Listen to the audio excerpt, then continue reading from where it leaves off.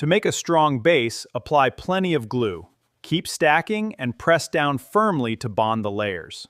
Once it is dry, you have an incredibly solid platform. First, we need to secure the supports. Make sure it's perpendicular to the base. Now, let's install the second one.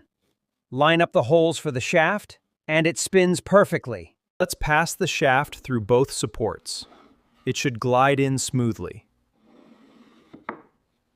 Perfect. Spins like a top. First, apply glue to the layered cardboard pieces. Stack them up to make it strong. Now, insert the wooden handle firmly. Fit it onto the axle. And there it is, a smooth hand crank. You have to align it perfectly with the keyway.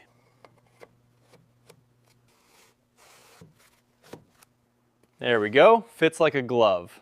To increase our output speed, we're mounting this smaller gear directly onto the motor shaft. This gives us a much higher RPM.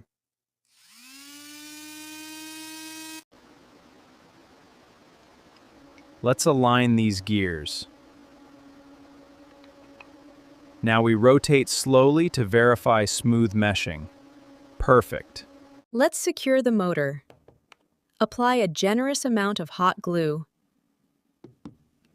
Press the bracket firmly to hold it in place. Let's connect the DC motor first. Attach this red wire to the switch. Now we move to the LED bulb. Solder or twist them securely. Complete the circuit back to the motor.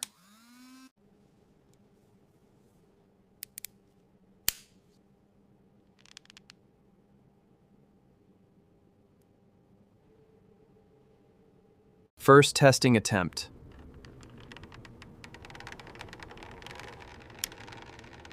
The crank rotates slowly, but the LED barely glows.